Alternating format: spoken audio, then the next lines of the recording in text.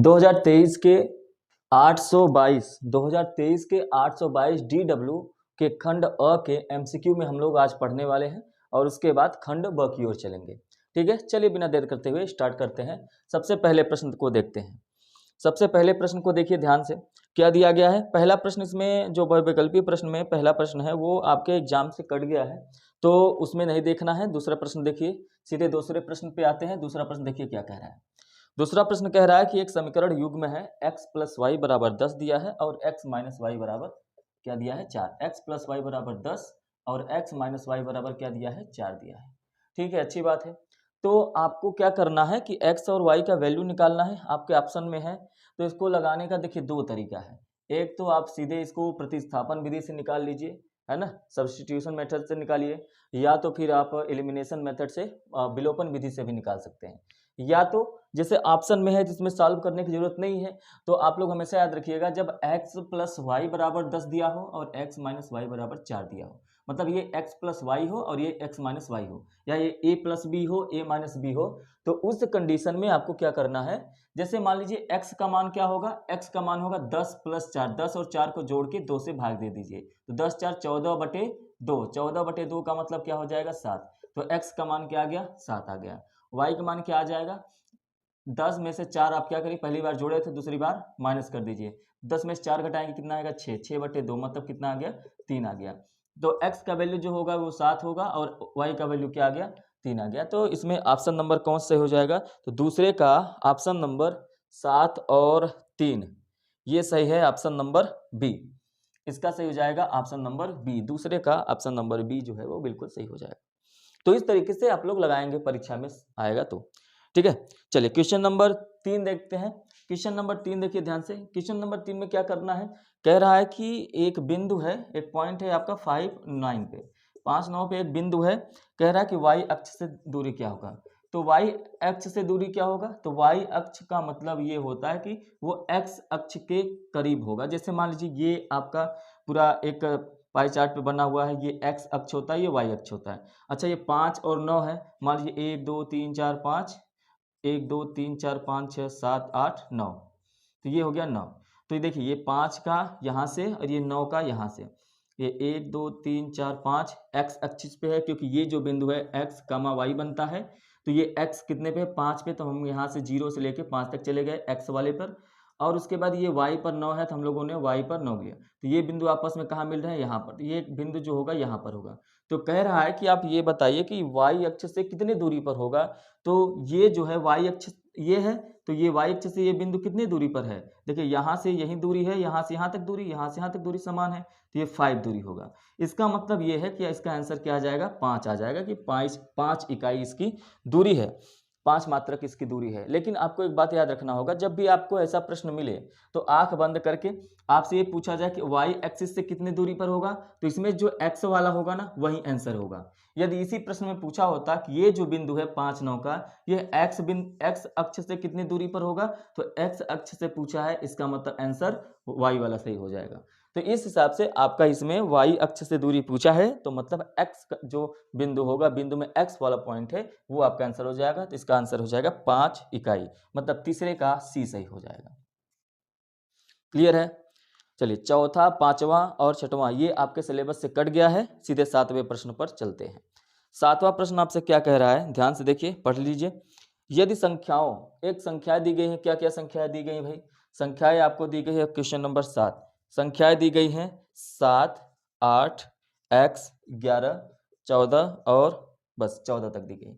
और इसके बाद कह रहा है कि इसका जो माध्य है, इसका जो माध्य है वो है x। चाहे आपसे माध्य पूछे चाहे समांतर माध्य, मीन कहे, ठीक है, मीन का मतलब माध्य होता है। तो कह रहा है कि इसका जो माध्य है ना वो x है, तो आप एक काम करिए, इस x का मान बताइए, ये वाला जो x है इसका मान क्या होगा।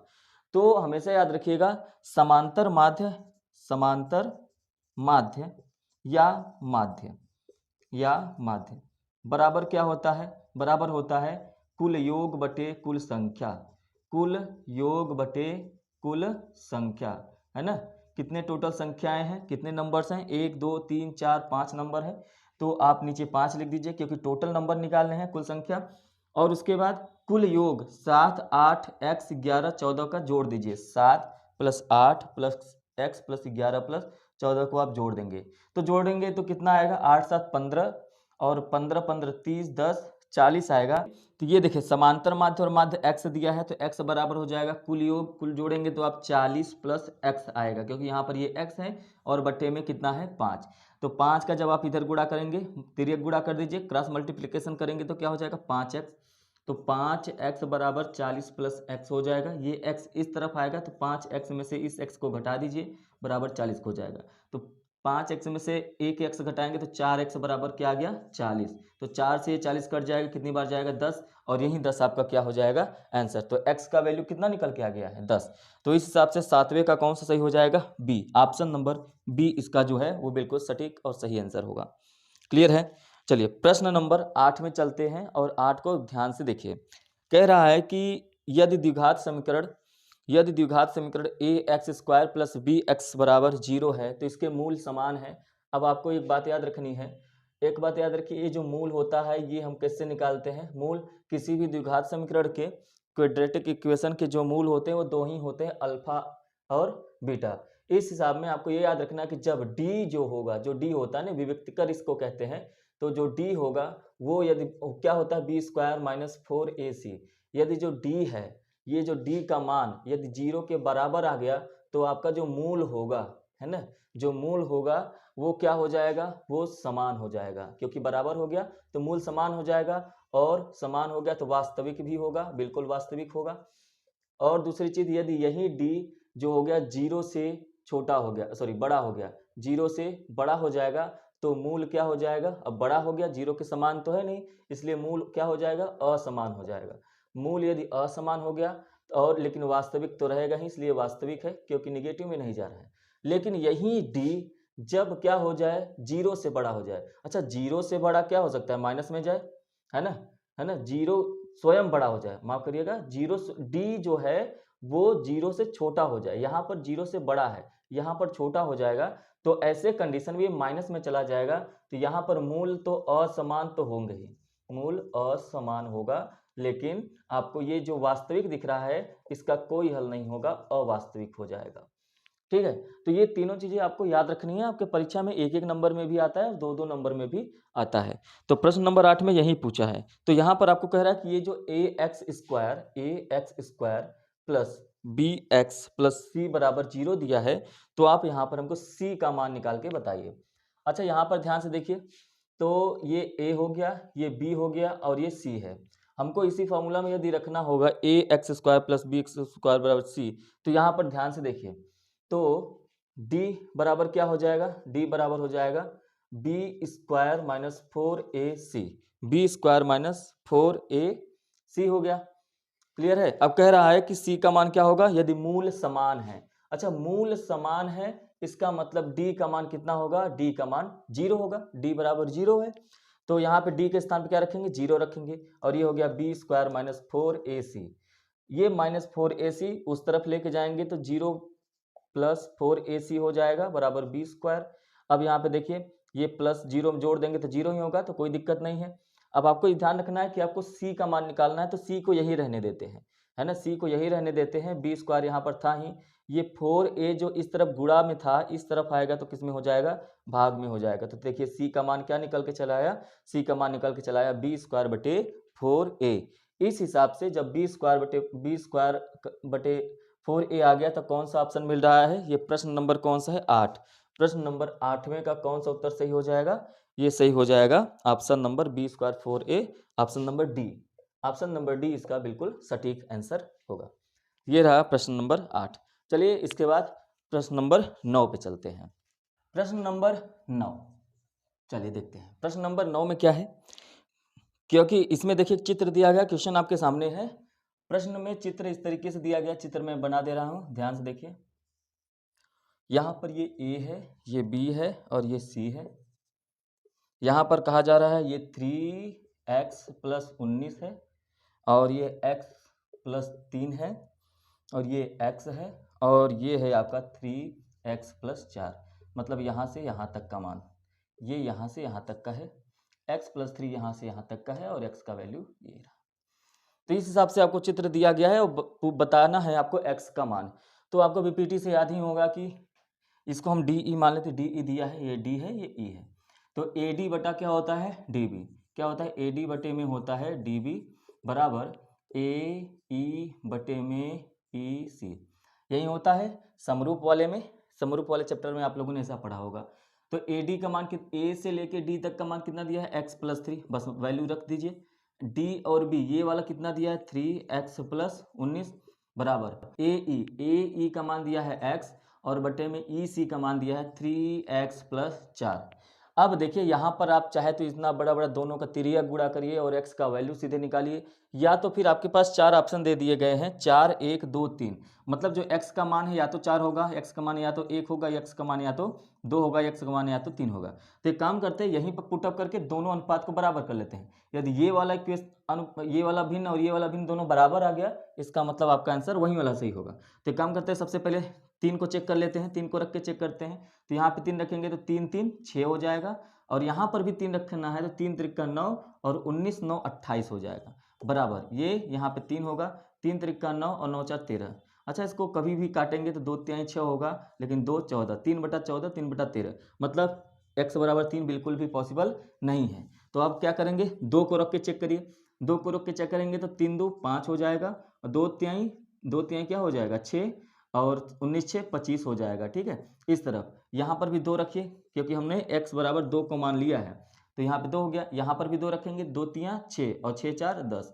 अच्छा, इसको काट लीजिए, 5 5 25, 5 1 5, 1 बटा 5 इधर आया है, और 1 2 5 10, 1 बटा 5 इधर आ गया। देखिए दोनों बराबर हो गए, इसका मतलब यहाँ पे ये जो x का मान है ये बिल्कुल बिल्कुल कितना सही है, 2 सही है। तो आपको परीक्षा में इसी तरीके से लगाना है, ऐसा नहीं है कि आप पूरा गुणा करने लगे, क्योंकि आपके पास ऑप्शन पूरा दे रखा है। ठीक है, तो इसका आंसर कौन सा हो जाएगा, इसका आंसर जो होगा वो सी सही हो जाएगा। क्या सही हो जाएगा, सी सही हो जाएगा, ऑप्शन नंबर। अब इसके बाद 4 और 1 का चेक नहीं करना है, आपका आंसर सही आ गया तो इसके बाद आपको चेक बिल्कुल भी नहीं करना है। क्लियर है। चलिए इसके बाद जो है क्वेश्चन नंबर 10 में चलते हैं। प्रश्न नंबर 10 क्या कह रहा है, ध्यान से देखिए। प्रश्न नंबर 10 कह रहा है, ध्यान से देखिए, 1 से 10 तक की धनात्मक सम संख्याओं का समांतर माध्य। अभी मैंने बताया कि माध्य या समांतर माध्य बराबर होता है माध्य या समांतर माध्य, है ना। समांतर माध्य बराबर क्या होता है, कुल योग, कुल जोड़ लेना है और उसके बाद कुल संख्या कितनी है वही लिखना है, कुल संख्या कितनी है। अच्छा देखिए, प्रश्न में आपको ये कहा है कि 1 से 10 तक सम संख्या, 1 से 10 तक सम संख्या, एक सम संख्या तो होती ही नहीं, इसको नहीं लिखना है। तो 1 से 10 तक आपको करना है, तो 2 4 6 8 और 10, 10 तक है ना, तो 10 को भी शामिल करना पड़ेगा। तो यही रहे 1 2 3 4 5, मतलब कुल संख्या कितनी आ गई, तो कुल संख्या आ गई है 5। ठीक है, कुल योग इन सबको जोड़ लीजिए, 6 6 4 10, 8 2 10 और 10 10 20, सॉरी 10 10 20 और 10 30, कितना आ गया 30। अच्छा, इसको काटेंगे तो कितना आ जाएगा 6, तो यही आपका आंसर हो जाएगा, आंसर 6, मतलब ऑप्शन नंबर डी, 10 का ऑप्शन नंबर डी बिल्कुल सटीक और सही आंसर होगा। क्लियर है, तो याद रखेंगे माध्य या समांतर माध्य बराबर होता है कुल योग बटे कुल संख्या, है ना। क्लियर है। चलिए क्वेश्चन नंबर 11, क्वेश्चन नंबर 11 देखिए, कह रहा है कि संख्या 156 का अभाज्य गुणनखंड प्राइम फैक्टर निकालना है, और अभाज्य गुणनखंड करने के लिए, प्राइम फैक्टर करने के लिए सबसे पहले 156 को अभाज्य गुणनखंड, देखिए अभाज्य गुणनखंड कहा है ना, इसका मतलब आप 1 4 इन सबसे कुछ नहीं करना है, आपको किसे सबसे पहले करना है, 2 से, फिर 3 से, फिर 5 से, फिर 7 से, फिर 9 नहीं होगा, उसके बाद 11 से, इन सब से आपको भाग देना है। अभाज्य का मतलब होता है जिनके मैक्सिमम 2 फैक्टर हो सके, एक तो स्वयं वो संख्या ही होगी और एक होगा। सबसे पहले 2 से भाग दीजिए, 2 7 14 और 2 8 16, फिर 2 से जाएगा, 2 से ही भाग दीजिए, 2 3 6 2 9 18, अब ये 3 से जाएगा, 13 बार जाएगा और 13 और 1 हो गया। यदि ये इतना हो गया तो ठीक है, अब देख लीजिए 2 गुणे 2 गुणे 3 गुणे 13, यही है 156 का अभाज्य गुणनखंड। यदि आपको ऑप्शन में से मिल रहा है तो ठीक है, नहीं तो यहाँ पे देखिए, यहाँ पे 1 1 2 बार है, 2 स्क्वायर गुणे 3 गुणे 13, देख लीजिए किस ऑप्शन में ये है, यही आपका सटीक आंसर हो जाएगा। तो 11 का जो ऑप्शन होगा 2 स्क्वायर गुणे 3 गुणे 13, ये आपका option number B, option number B इसका बिल्कुल सटीक आंसर होगा। क्लियर है। चलिए इसके बाद आपका है क्वेश्चन नंबर 12, कह रहा है कि एक आंकड़े का माध्य और बहुलक दिया हुआ है। तो माध्य कितना दिया है, क्वेश्चन नंबर 12 देखिए ध्यान से, माध्य कितना दिया हुआ है, माध्य दिया हुआ है आपका 24 और बहुलक कितना दिया हुआ है, बहुलक कितना दिया हुआ है 12। माध्य का मतलब मीन हो गया, बहुलक मतलब मोड हो गया। तो आपको फार्मूला याद ही है, क्या याद है कि बहुलक बराबर क्या होता है, मोड बराबर होता है 3 गुणे माध्यक मीडियन माइनस 2 गुणे माध्य मीन। ये आपको फार्मूला याद ही होगा। तो बहुलक का मान कितना दिया है, अच्छा निकालना क्या है, माध्यक ही निकालना है। तो बहुलक का मान 12 दिया है, 3 गुणे माध्यक को आप x मान लीजिए, माइनस 2 गुणे माध्य का मान कितना दिया है 24, 24 लिख लीजिए।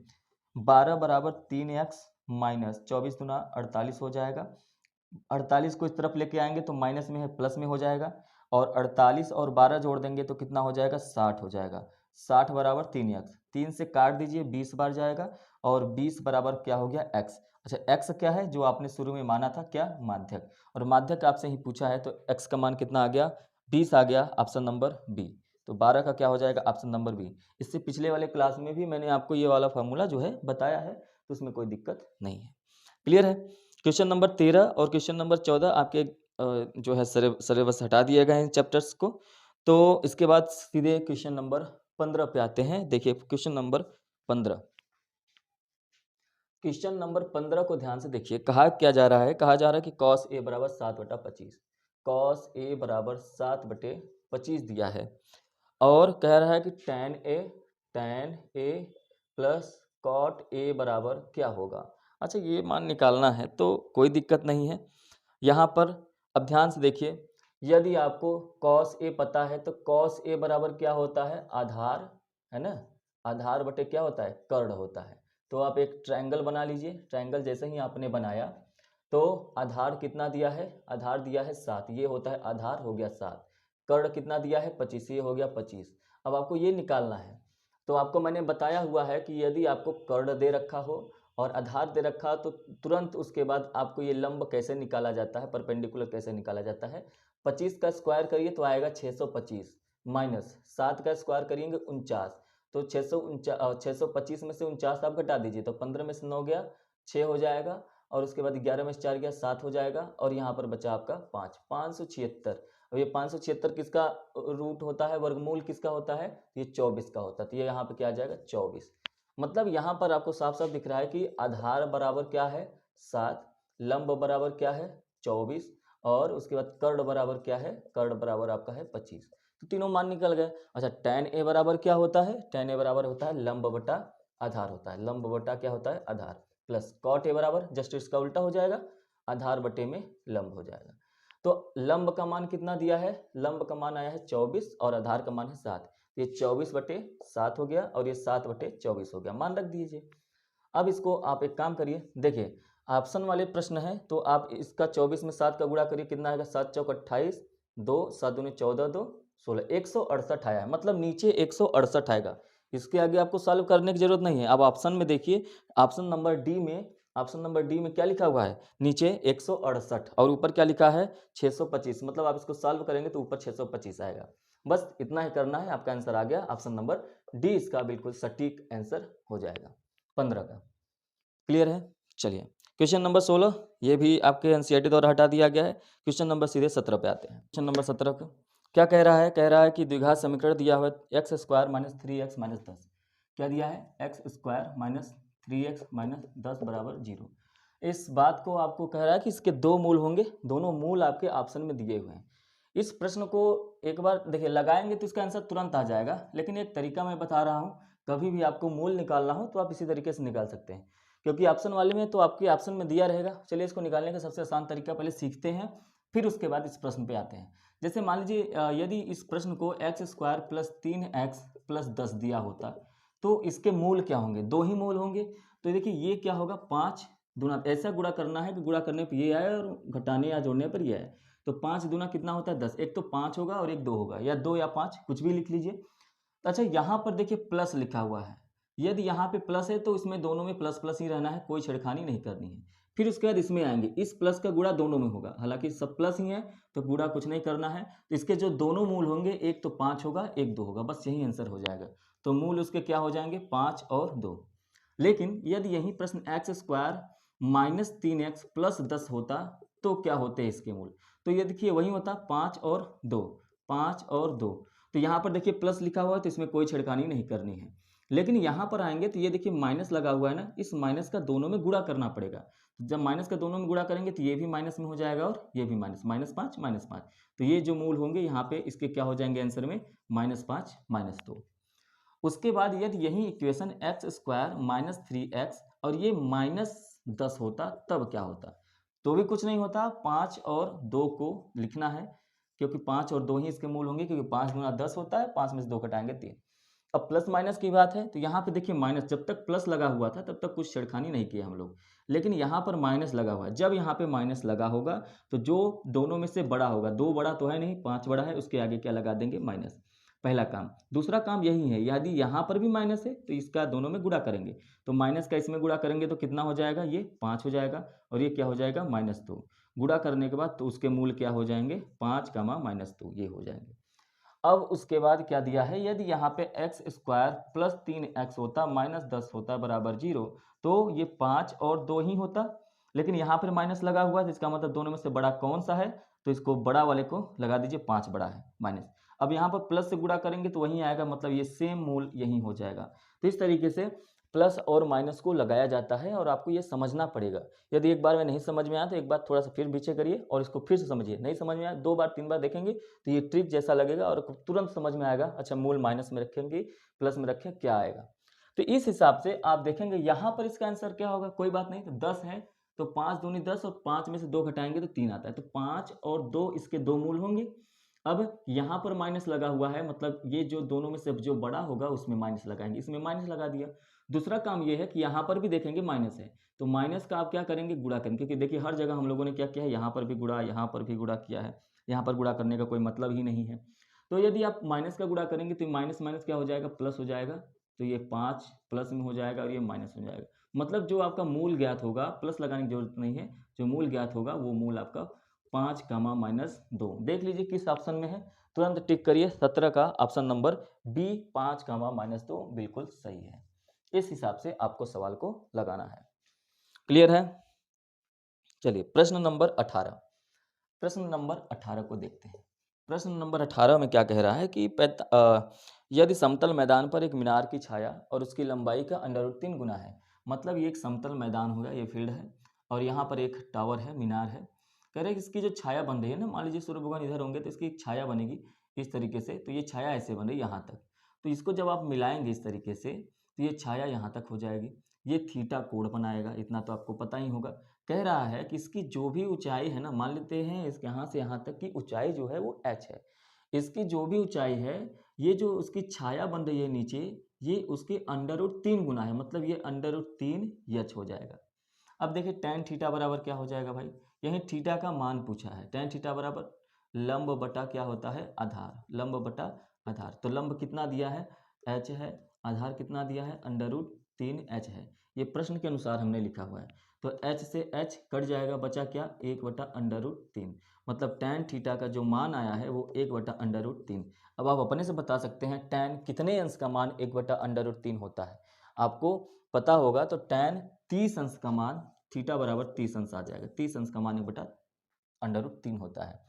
इसको ऑप्शन में आपको लगाना नहीं है, लगाना होता तो यहाँ पर भी tan 30 अंश रखते, tan से tan कट जाता, थीटा बराबर 30 अंश आता, लेकिन आपको डायरेक्ट पता कर लेना है कि थीटा का मान 1/√3 ही होगा, तो 30 रखना पड़ेगा, 30 का। तो ऑप्शन नंबर कौन सा सही हो जाएगा, ऑप्शन नंबर सी, 18 का ऑप्शन नंबर सी। इस तरीके से टिक करेंगे और आपका आंसर हो जाएगा।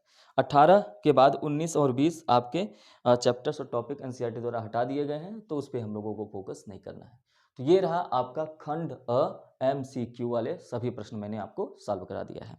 इसके बाद खंड ब वर्णनात्मक प्रश्नों पे आइए चलते हैं। ब के प्रश्न 1 में सबसे पहले देखते हैं, खंड ब के प्रश्न 1 को चलिए सॉल्व करते हैं। चलिए बिल्कुल पेशेंस के साथ बिल्कुल देखिए। प्रश्न नंबर 1 कह रहा है कि द्विघात समीकरण 4x स्क्वायर -6x + 5 है ना, ये ए मैं बता रहा हूँ, 5 बराबर 0 है, बराबर क्या है, 0 है। तो आपको ये बताना है कि इसके विभक्तकर ज्ञात कीजिए और इसके मूलों की प्रकृति। तो आपको मैंने अभी इसके पहले ऑप्शनों में बताया कि मूलों की प्रकृति क्या होती है। मूलों की प्रकृति, मूलों की प्रकृति क्या होती है। तो मूलों की प्रकृति क्या होती है भाई, यदि d बराबर 0 हो जाएगा तो वो समान होगा और वास्तविक होगा। यदि d जो होगा वो 0 से बड़ा हो जाएगा तो असमान होगा, असमान होगा और वास्तविक होगा। लेकिन यदि d जो होगा वो 0 से छोटा हो जाए तो ये तो एक तो असमान होगा ही होगा, क्योंकि 0 के समान तो है नहीं, और अवास्तविक होगा। क्या होगा, अवास्तविक। तो यही आपको बताना है कि वास्तविक है कि समान है कि नहीं है। ये भी वास्तविक होगा और ये भी वास्तविक होगा। तो यही मूलों की प्रकृति बताना है। अच्छा, डी यदि आप यहाँ पे देखें तो ये होता है A X square plus B X plus C बराबर 0। ये वास्तव में होता है। तो यहाँ से तुलना कर लेंगे कि 4 का मान, ए का मान 4, बी का मान -6 और सी का मान 5। तो ए बराबर क्या हो, लगाते हैं सवाल को। देखिए ए बराबर क्या हो जाएगा 4, बी बराबर क्या है -6 और सी बराबर क्या है 5। चलिए इसको सॉल्व करके पहले विविक्तकर निकाल लेते हैं। विविक्तकर, इसको इंग्लिश में डी से दिखाते हैं। तो डी बराबर क्या होता है, बी स्क्वायर माइनस 4ac। तो डी का मान क्या होगा यही आपको बताना है। यदि 0 आ गया तो समान और वास्तविक होगा इसकी प्रकृति, 0 से बड़ा आ गया तो असमान वास्तविक होगा, और 0 से माइनस में आ गया तो वो असमान तो होगा ही होगा, उसके साथ अवास्तविक भी होगा। तो यहाँ पे बी का मान कितना दिया है, बी का मान दिया है -6। तो -6 का स्क्वायर -4 गुणे ए का मान कितना है 4 ही है, गुणे सी का मान कितना है 5। तो 6 का स्क्वायर करेंगे तो 36 हो जाएगा, -4 चौक 4 पंचे 20 चौका 80 हो गया। अब इसको देखिए माइनस करिए तो 36 4 40 हो जाएगा, और उसके बाद 40 44 आया, लेकिन किस में आएगा, माइनस में। तो डी का मान किस में आया है, माइनस में। मतलब जो डी है वो बड़ा हो गया किससे, सॉरी, जो डी है वो क्या हो गया, छोटा हो गया। किससे हो गया, 0 से। मतलब 0 बड़ा है, क्योंकि डी का मान किस में आया है, माइनस में। तो इस हिसाब से मूलों की प्रकृति क्या हो जाएगी, असमान अवास्तविक हो जाएगी। तो वहाँ पे आप लिखेंगे कि डी जो है वो लेजर देन है 0 से, इसलिए वो असमान और अवास्तविक हो जाएगी मूलों की प्रकृति। तो ये है आपका आंसर, और इस हिसाब से इसका आंसर हो जाएगा असमान, असमान और अवास्तविक। ठीक है, बी आपके चैप्टर से हट गया है। ऑप्शन नंबर सॉरी, अब क्वेश्चन नंबर पहले के सी पर चलते हैं। क्वेश्चन नंबर पहले का सी देखिए ध्यान से। क्वेश्चन नंबर पहले का सी क्या दिया है, cos a माइनस बी बराबर √3/2 ये दिया है। फिर दिया है साइन a प्लस बी बराबर √3/2 दिया है। क्लियर है। फिर उसके बाद क्या कह रहा है कि जो 0 अंश से, ये जो a प्लस बी है वो 0 अंश से बड़ा है और 90 अंश से छोटा है। तो आप एक काम करिए, और वहाँ पे ये भी बता रहा है कि a जो है वो b से क्या है, बड़ा है। तो कोई दिक्कत नहीं, इतना झंझट पालने की जरूरत नहीं है। तो आपको a और b का मान ज्ञात करना है। किसका मान ज्ञात करना है, a और b का। ठीक है, जैसा कि आपको प्रश्न में साफ साफ दिखाई दे रहा है कि क्या क्या पूछा गया है। तो a और b का मान निकालना है, तो एक काम कर लेते हैं। यदि इधर देखें तो ये, यदि इन्हीं दोनों को लेकर सॉल्व करते हैं तो यदि cos a माइनस बी बराबर क्या हो जाएगा। अच्छा, √3/2 किसका मान होता है, इस cos को हटाने के लिए हम लोग √3/2 के रखेंगे, तो cos 30 अंश का मान होता है √3/2। और ध्यान से देखेंगे तो ये cos और cos दोनों को यदि हम लोग इस दोनों को मिलाएं तो ये cos से cos कट जाएगा, तो a माइनस बी बराबर कितना आ गया, 30 आ गया। ये क्वेश्चन नंबर फर्स्ट। सेम इसी तरीके से इसको भी निकालेंगे, साइन a प्लस बी बराबर √3/2। साइन कितने का मान होता है, तो साइन 60 अंश का मान होता है। तो साइन से साइन कट जाएगा तो बचेगा a प्लस बी बराबर, अच्छा ये हम लोग काटते नहीं है, तुलना करते हैं। तुलना करने का मतलब ही होता है कि कट जाना। तो यहाँ पर इक्वेशन नंबर 2, इक्वेशन नंबर 1 और 2 को घटाने पर, है ना। तो जब आप घटाएंगे तो a माइनस बी बराबर 30, a प्लस बी बराबर 60। तो आपको याद होगा कि मैंने कैसे बताया था ट्रिक में, a बराबर क्या हो जाएगा, क्योंकि a plus b minus b है, तो 60 30 90/45 हो जाएगा, 2 करेंगे, और उसके बाद 60 में से 30 घटाएंगे 30/2 मतलब 15 हो जाएगा। तो वैसे भी करेंगे, लेकिन यहाँ पे आपको घटाना पड़ेगा क्योंकि ये डिस्क्रिप्टिव है। तो यहाँ से b कट जाएगा, तो 2a बराबर कितना आ गया, 60 30 90, काट देंगे तो कितना हो जाएगा 45 आ गया। तो a का मान कितना आ गया 45। अब इसके बाद यदि आप इसको ए की वैल्यू को किसी में पुट कर दीजिए, यहाँ पर पुट कर देते हैं a माइनस बी बराबर 30 डिग्री में रखिए। a का मान 45 है, 45 माइनस बी बराबर 30। इस 30 को इस तरफ लेके आते हैं, 20 को उस तरफ भेजते हैं। 45 माइनस 30 बराबर क्या हो जाएगा, b हो जाएगा, क्योंकि b उस तरफ जाएगा तो यहाँ पे माइनस है तो प्लस में हो जाएगा। 45 में से 30 घटाएंगे तो कितना आ जाएगा, 15 डिग्री b का मान आ गया। ठीक है, तो आपको पहले ही बोला गया है कि a जो है बड़ा है b से, तो a का मान 45 आया है, बड़ा है किससे, 15 से, तो ये भी आपका आंसर बिल्कुल सही हो जाएगा। चलिए प्रश्न नंबर पहले का डी की ओर चलते हैं। यहाँ पे जगह है, यहीं पे हम लोग देखते हैं। प्रश्न आपको साफ साफ बोर्ड पे दिखाई दे रहा है, तो ठीक है, इसको देखते हैं। कह रहा है कि आपको माध्यक निकालना है, तो माध्यक निकालना है तो पहले तो माध्यक का फार्मूला आपको पता होना चाहिए। अच्छा, माध्यक का फार्मूला क्या होता है, तो आपको पता है कि माध्यक बराबर होता है सबसे पहले L और प्लस ब्रैकेट में n/2 minus CF upon F और ब्रैकेट में इंटू H, यही माध्यक होता है। और इसमें मैंने आपको पिछले क्लास में भी बताया है, जब तक प्रैक्टिस सेट यदि आप करते रहेंगे तो फार्मूला भी आपको याद हो जाएगा। चलिए, यदि आपको ये सब पता है कि L कहाँ मिलता है, N कहाँ मिलता है, तो आप आराम से निकालेंगे। माध्यक जब भी पूछे तो आपको संचयी बारंबारता निकालना पड़ेगा। एक काम करते हैं, ठीक है, चलो यहाँ पे हम लोग इसको बना लेते हैं। यहाँ पे जो क्लास इंटरवल दिया है, आपका वर्ग अंतराल दिया है, वो दिया है 40 से 45, ये तो टोटल आपको 75 जाना पड़ेगा। 45 से 50, 50 से 55 होगा, 55 से फिर 60, 60 से 70 है, 70 से 75 है, तो 75 तक जाना है, बिल्कुल यहीं तक। बारंबारता, बारंबारता का मतलब होता है एफ आई, तो एफ कितना दिया है भाई, 2 3 8 6 6, 2 3 8 6 6, और उसके बाद दिया है 3 और 2 40 से 45, 45 से 50, 50 55, 55 60, 60 से 65 होगा, 60 से 65, और ये 65 से 70 हो जाएगा, 70 से 75 हो जाएगा। ठीक है, अब यहाँ पे 6 6, उसके बाद है ये 3 और ये 2 हो गया। क्लियर है, तो ये हो गया आपका एफ आई, ये आपका क्लास इंटरवल है, सी आई है ना, क्लास इंटरवल कह सकते हैं वर्ग अंतराल को। अच्छा, ये निकालने के बाद आपको सी एफ निकालना पड़ता है। क्यों निकालना पड़ता है, क्योंकि यहाँ पे सी एफ का मान है। तो संचयी बारंबारता कैसे निकालते हैं, ये है संचयी बारंबारता, ये है बारंबारता। तो सबसे पहले इस 2 को आप लिख लीजिए, 2 के बाद इस 3 में आप जोड़िए, 3 2, तो यहाँ पे जो भी आएगा इस यही क्रम आपको हर जगह फॉलो करना है। तो 5 आया, तो 5 में क्या करेंगे, 8 जोड़ेंगे, तो 8 5 कितना हो जाएगा, 13, 13 6 19 हो जाएगा, 19 6 25 हो जाएगा, 25 3 28 हो जाएगा, 28 2 30 हो जाएगा। ये आपका निकल गया संचयी बारंबारता। अब इसके बाद आपको ये L C F F H कहाँ से मिलेगा, सबसे पहले आपको एन पता होना चाहिए। तो इसके लिए आपको ये पता होना चाहिए कि एन बराबर क्या होता है, एन बराबर होता है सिग्मा एफ आई, यही होता है। तो सिग्मा एफ आई, ये जो आप देख रहे हैं, इसका मतलब ही होता है, सिंबल का मतलब होता है एफ आई, मतलब जो भी बारंबारता है सबको आप क्या करिए, जोड़ लीजिए। तो सबको आप यदि जोड़ रहे हैं तो कितना आएगा भाई, 8 2 10 3 13 6 19, 19 1 20 5 25 3 28 2 30, ये एन बराबर 30 आ गया। तो n का मान यदि आपको 30 आया है, तो आपको करना क्या है, ये जो 30 है आया है, n बराबर क्या हो जाएगा, फिर n/2 करना होगा, और मतलब 30/2 करना होगा। इस हिसाब से आपका आएगा 15, क्या आ जाएगा 15। तो ये जो 15 है, 15 किसके किसके बीच में आएगा, तो आपको CF में देखना पड़ेगा। तो 15 जो है वो 13 और 19 के बीच में आएगा, है ना, यही होगा, 13 और 19 के बीच में आएगा।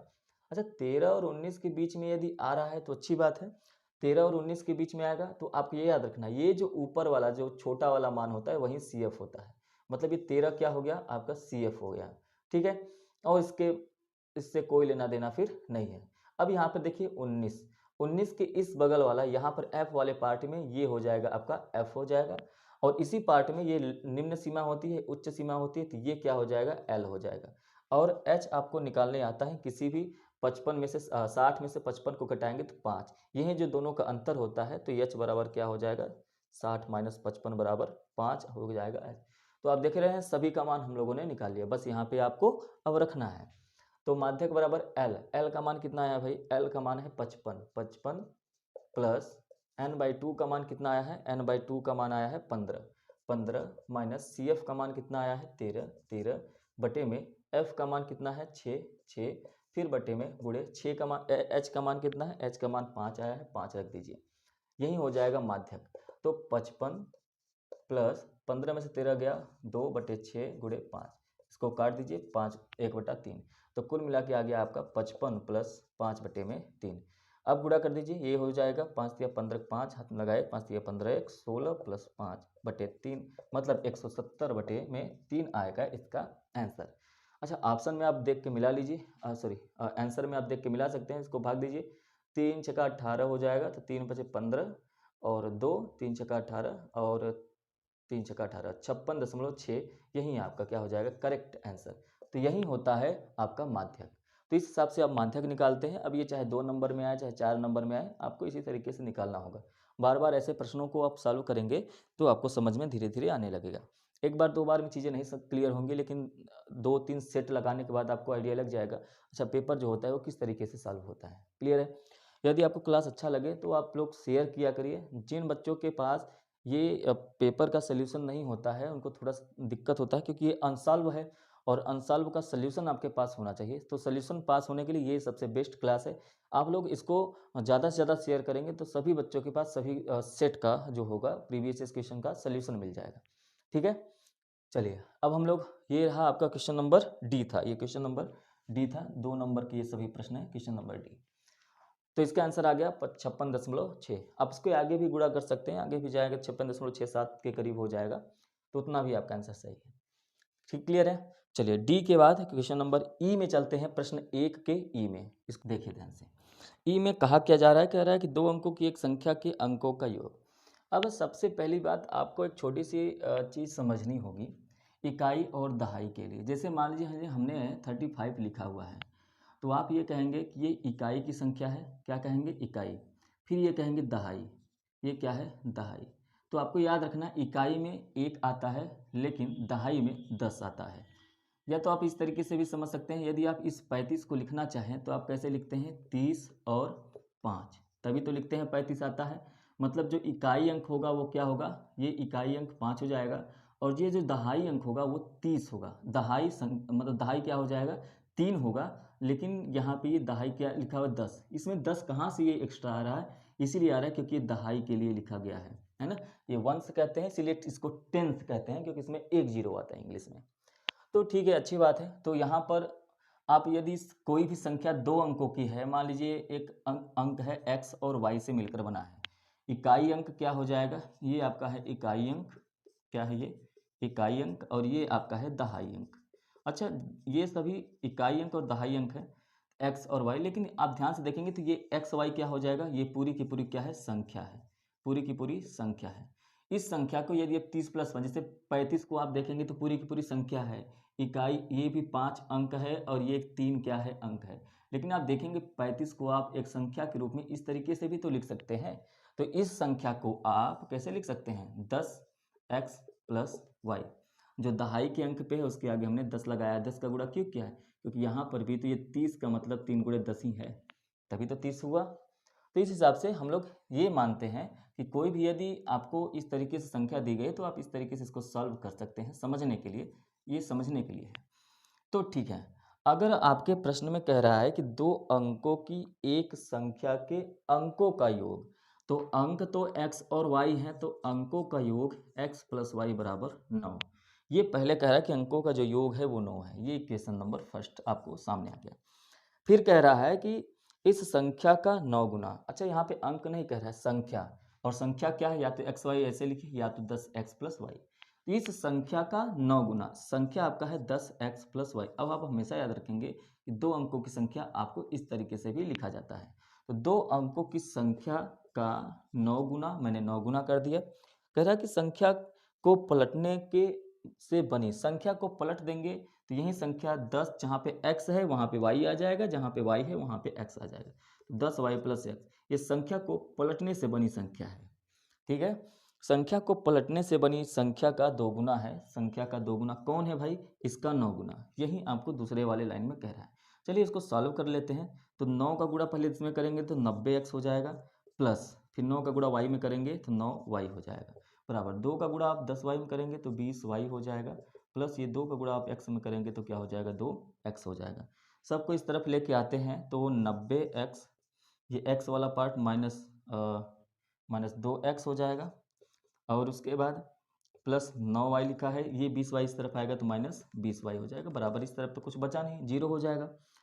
अब 90 में से 2 घटाएंगे तो ये 88x हो जाएगा, प्लस ये 20 में से प्लस नहीं माइनस हो जाएगा अब ये, क्योंकि 20 वाला माइनस ज़्यादा है, माइनस 11y हो जाएगा बराबर 0। आप चाहें तो इसको और भी छोटा कर सकते हैं, दोनों में से आप 11 कॉमन ले लीजिए तो 8x प्लस वाई बराबर 0।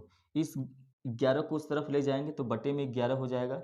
अब चाहे 0 में से किसी का भाग दीजिए, गुणा करिए, वो आएगा 0 ही। इस तरह से आपका नेक्स्ट हो जाएगा 8x माइनस वाई, माइनस होगा 8x माइनस वाई बराबर 0, इक्वेशन नंबर सेकेंड। तो आपके पास एक इक्वेशन ये मिला, एक के पास एक इक्वेशन ये बना। दोनों इक्वेशन को सॉल्व करने पर, इक्वेशन मतलब समीकरण 1 और 2 को घटाने पर, यदि आप दोनों को घटाने जा रहे हैं तो आप ऐसा करेंगे कि क्या करेंगे कि equation number first x plus y बराबर 9 दिया है और इक्वेशन नंबर सेकेंड है 8x माइनस वाई बराबर 0। तो अब देखिए ध्यान से, यहाँ पे ये प्लस में है, ये माइनस है, दोनों तो कट ही जाएंगे। 8 1 9x बराबर क्या हो गया 9, तो x बराबर क्या आ गया 1। x का मान आया है आपका 1। क्लियर है?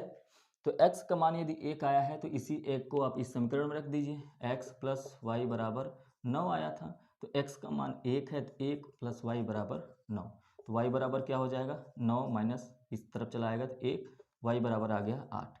तो अच्छा, आपने शुरू में संख्या क्या माना था, एक्स वाई है, तो x और y ही आपका संख्या होगा। तो आप ऐसे भी कर लीजिए कि x का मान कितना आया है, x का मान आया है 1 और y का मान आया है 8, तो यहाँ पे 1 रखेंगे, यहाँ पे 8, तो अभी आपका आंसर सही है 18।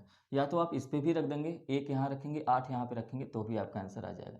तो आपने संख्या ये माना था 10x प्लस वाई, तो 10 गुणे x का मान आया है 1 और प्लस y का मान कितना आया है 8, तो 10 प्लस के 8 मतलब क्या हो गया 18। तो आपका ये आंसर हो जाएगा। दोनों तरीके से आप कर सकते हैं, कोई दिक्कत परेशानी नहीं है। ये आपका हो गया क्वेश्चन नंबर ई। इसके बाद क्वेश्चन नंबर एफ में कह रहा है कि बहुलक ज्ञात कीजिए। चलिए बहुलक को ज्ञात करते हैं। क्वेश्चन नंबर ई के बाद एफ, ये प्रश्न एक का ही लास्ट प्रश्न है एफ। कह रहा है कि आपको बहुलक ज्ञात करना है, तो पहले मैं वर्ग अंतराल और बारंबारता दोनों को बना लेता हूँ। वर्ग अंतराल और बारंबारता बनाने के बाद उसके बाद सॉल्व करते हैं। तो 0 से 10 है, 10 से फिर 20 है, एच का मान 10 है तो 20 30 है, फिर 30 के बाद 40 है, 40 के बाद 50 है, 50 के बाद 60 है, 60 के बाद 70 है, कहाँ तक गया है ये 75 तक, नहीं 80 तक, 70 के बाद 80 है। ये आपका वर्ग अंतराल है। क्या है? वर्ग अंतराल, क्लास इंटरवल। और उसके बाद इधर क्या दिया हुआ है, ये बारंबारता दिया हुआ है, बारंबारता भी लिख लेंगे, इसी को कहते हैं एफ आई। बारंबारता कितना दिया हुआ भाई, 7 14 13 12, 7 14 13 12, और उसके बाद क्या है 20 11 15 8, 20 11 15 8। तो यहाँ पर आपको बहुलक निकालना है। क्या निकालना है बहुलक। तो आपको बहुलक का फार्मूला भी याद होना चाहिए। यदि आपको बहुलक का फार्मूला याद है, F1 माइनस F0 और बटे में 2F1 minus F0 minus F2, ठीक है, इंटू एच हो जाएगा। L प्लस होता है, L यहाँ पर होगा प्लस यहाँ, ये बहुलक बराबर होता है, बहुलक बराबर ये फार्मूला होता है। क्लियर है? तो ये बहुलक बराबर ये फार्मूला हो गया।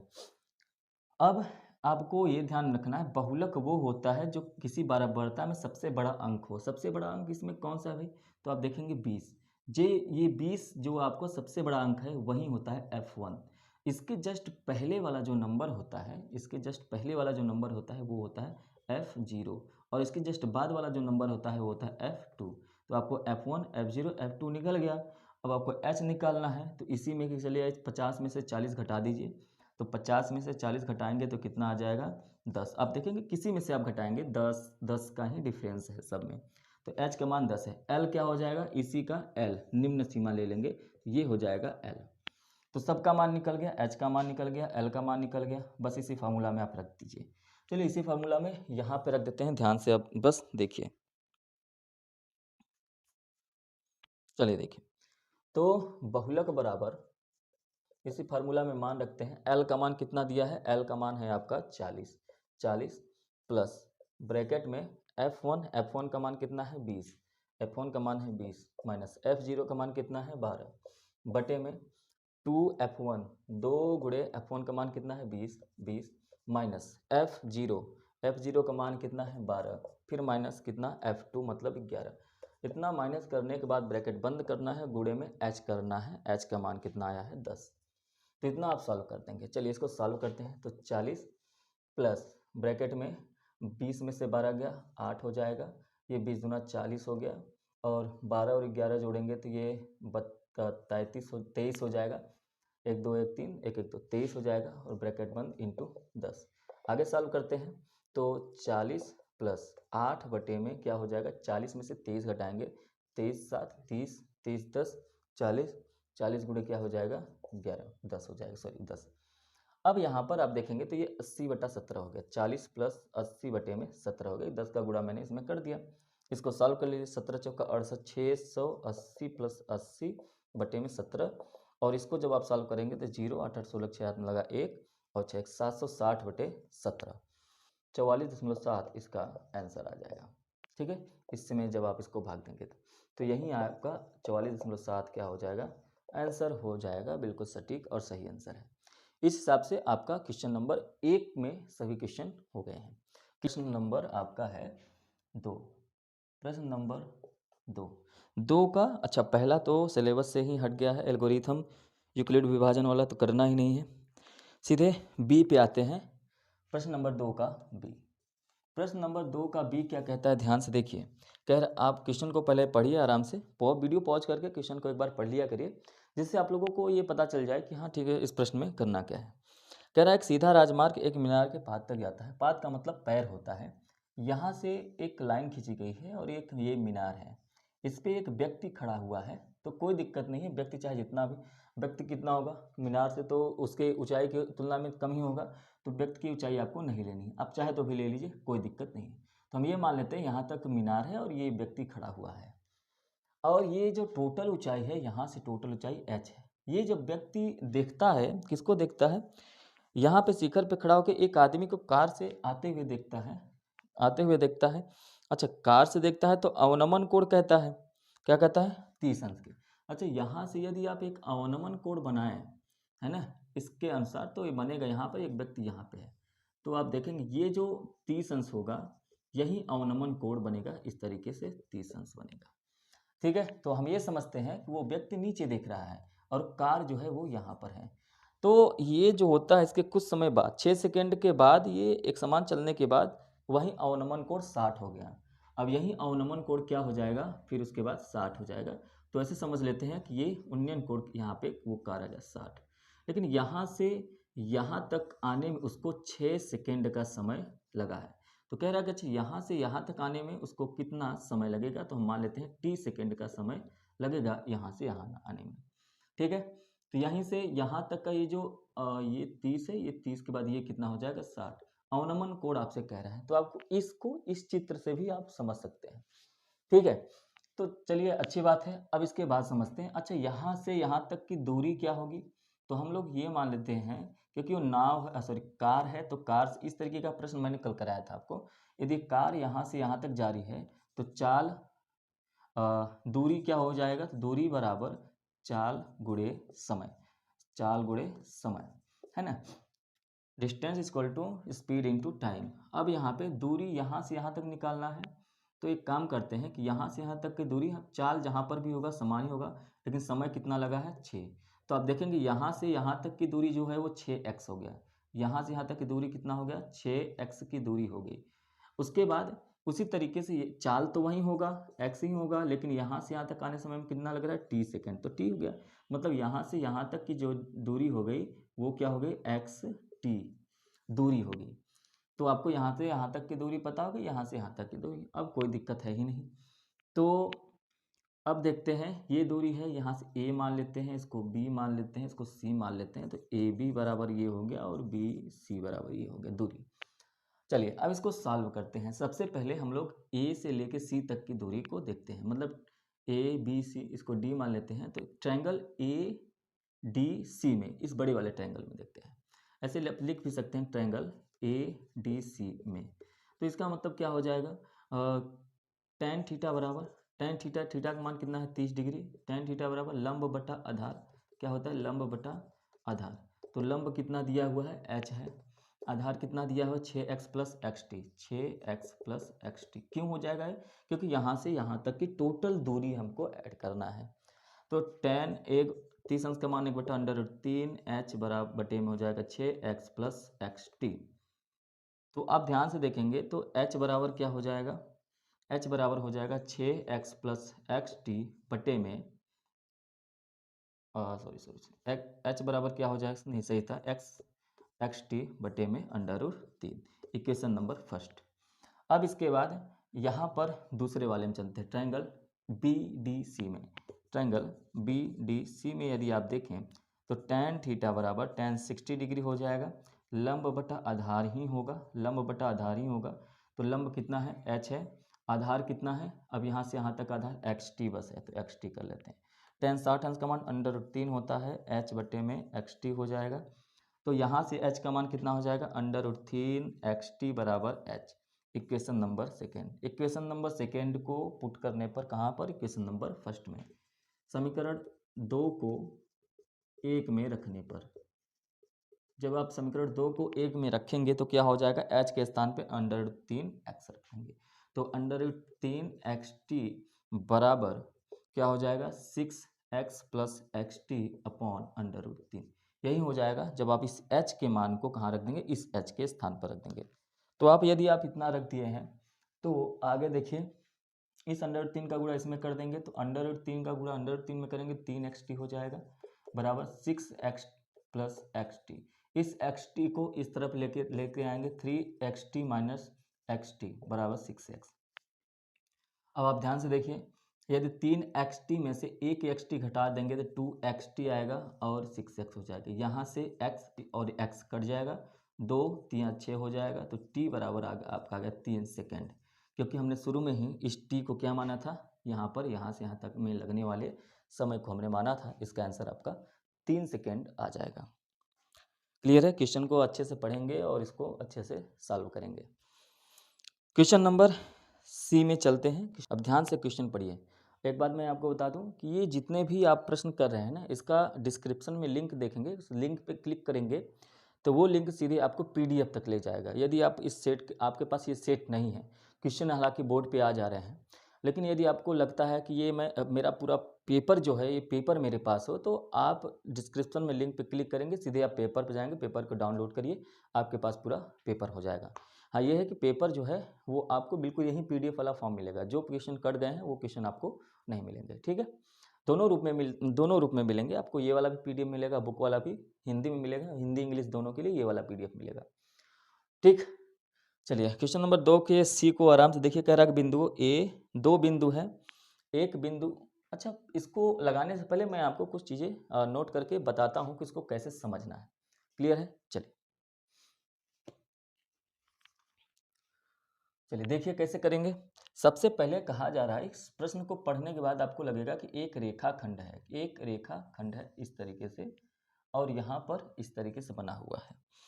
ये है आपका ए और ये है आपका बी। कह रहा है कि इसको 4 भाग में विभाजित किया गया है, मतलब इसके बीच में 3 बिंदु बराबर बराबर होंगे। यदि बराबर बराबर होंगे तो ये भी एक है, ये भी एक है, ये भी एक है और ये भी एक है। ठीक है, चलिए अब यहाँ पर इस बिंदु को मान लेते हैं C, इस बिंदु को मान लेते हैं D और इस बिंदु को मान लेते हैं E। तो ये जो CDE, मतलब C ऐसे समझ लेते हैं, मैं लिख देता हूँ। तो यहाँ पर ये जो C होगा ये भी x, y ही होगा। यहाँ पर ये जो D होगा ये भी x, y ही होगा। और यहाँ पर ये जो E है, ये भी जो बिंदु है ये x, y ही मानकर हम लोग चलेंगे। ये क्यों करेंगे, क्योंकि आगे मैं बताता हूँ। यहाँ पर ये जो x, y है, इन तीनों के लिए एक ही फॉर्मूला का हम लोग यूज करेंगे। वो क्या यूज करेंगे कि जो ये CDE, मैं इसे लिख देता हूँ आपको समझने के लिए। CDE तीनों के लिए x क्या हो जाएगा, इनके अनुपात के लिए mx2 प्लस mx1 बटे में क्या हो जाएगा m प्लस n, y क्या हो जाएगा my2 प्लस my1 बटे में m प्लस n, यही आपका हो जाएगा। क्लियर है? ठीक, तो ये आपका फॉर्मूला हो जाएगा। आइए इनको समझते हैं कि ये क्या लिखे हुए हैं, इसके बाद आपको सवाल तुरंत समझ में आ जाएगा। अच्छा, यहाँ पर यदि ये ध्यान से देखेंगे, ए बिंदु कितना दिया हुआ है, ए बिंदु जो भी होगा x1 और y1 हो जाएगा, और ये जो बिंदु है बी, ये x2 y2 हो जाएगा। अब आपको समझ में आ गया होगा कि यदि सी के हिसाब से देखेंगे तो एक्स वाई ये होगा x1 y1 x2 y2, x2 और y2। ठीक, चलिए तो यहाँ पर हम लोग लिख लेते हैं। तो यहाँ पर देखेंगे तो इसके हिसाब से ए कितना है x1 y1, बी कितना है x2 y2, ये सभी के लिए यही मान होगा। तो यहाँ पर भी डी के लिए भी ए कितना होगा x1 y1 और बी कितना होगा x2 y2। यहाँ पर ए कितना होगा x1 y1 और बी कितना होगा x2 y2, यही सभी में कॉमन होगा। अच्छा ये कॉमन है, तो इसके बाद आपको ये ध्यान में रखना है कि यहाँ पर इतना करने के बाद आपको m और n, x2 मिल गया है, x1 मिल जाएगा, लेकिन m और n कहाँ से मिलेगा? तो यही जो रेशियो आपको दिया है यही रेशियो आपको मिलेगा। देखिए कैसे मिलेगा, यहाँ पर m और n का रेशियो क्या होगा, ये हम लोग किसके किसके बीच में निकाल रहे हैं, a और b के लेके c तक। मतलब यहाँ पर ये a बिंदु है, यहाँ पर b बिंदु है। इस समय आप इस d और E को बिल्कुल भूल जाइए। इस समय आप D और E को भूल जाएंगे। मतलब एक बड़ा सा रेखा ये है और एक रेखा ये है। मतलब यहाँ से यहाँ तक एक है तो ये M बन गया एक, लेकिन यहाँ से यहाँ तक की लाइन कितनी है, 1 2 3 है, तो ये बन गया 3। मतलब N के लिए ये M हो गया और ये तीनों को मिला देंगे तो N हो जाएगा और N हो जाएगा आपका 3। तो इस हिसाब से हर एक के लिए आपको अनुपात अलग अलग लेना पड़ेगा। ठीक है, फिर यहाँ पे लिख देते हैं आपको समझने के लिए। तो ये कितना बन गया, 1:3 बन गया। यहाँ पर रेशियो क्या बनेगा, x और y d के लिए। देखिए d यहाँ बिल्कुल बीच में है, इस तरफ भी 2 है तो m का मतलब 2 हो गया, और इस तरफ भी 1 1 2 है तो यहाँ पर भी 2 हो गया। इसको काट देंगे तो 1:1 में बन जाएगा, 2 1 कम 2, 2 1 कम 2। यहाँ पर m और n का रेशियो 1 रेशियो है। यहाँ पर m और n का रेशियो क्या बनेगा, तो यहाँ पर e के लिए है तो m का मान कितना हो जाएगा, 1 2 3, ये हो गया 3, और रेशियो में यहाँ से यहाँ तक एक ही है तो ये रेशियो बन गया।